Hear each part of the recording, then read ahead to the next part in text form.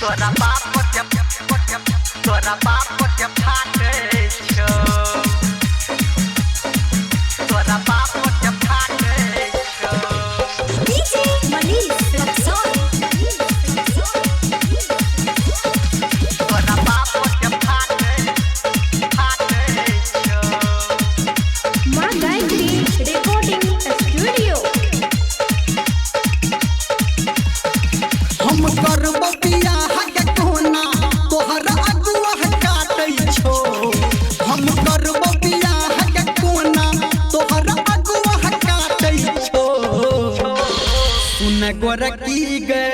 बात ना सुन पतरकी गे ओहो सुन गोरकी गे हमरा से तोरा बाप के फाटै छो सुन गोरकी गे हमरा से तोरा बाप के फाटै छो सुन गोरकी गे हमरा से तोरा बाप के फाटै छो डीजे मनीष रक्सौल तोरा बाप को जब तोरा बाप को जब फाटे छो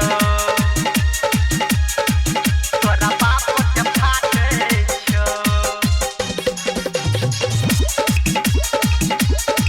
सिंगवाई धर्मेंद्र निर्मलिया कितना दिन जीव गोरकी बाप के तू डर से चलन के भाग जाइ छी अपना घर से अपना घर हाँ कितना दिन जीव गोरकी बाप के अपना डर से चलन के भाग जाइ छी अपना घर से तोहर माई खेलै छौ खेला तोहर भैया छाटै छौ सुन गोरकी गे सुन पतरकी गे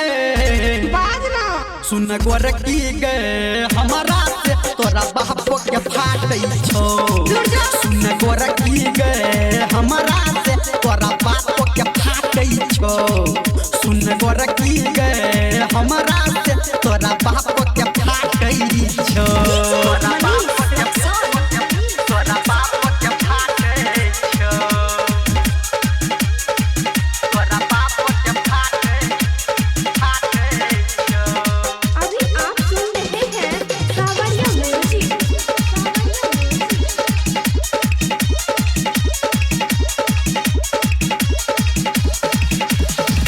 हमरा नहीं डर लागे गोरकी कखनो मार से तोरा पाबै खातिर कटबै कते के कोदार से हमारा नहीं डर लागे गोरकी कखनो मार से तोरा पाबै खातिर कटबै कते के कोदार से धर्मेंद्र के तोहर छटकी बहिन दुनिया डांटै छो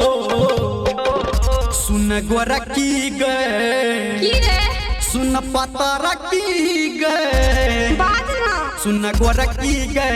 हमरा से तोरा बाप के फाटै छो सुन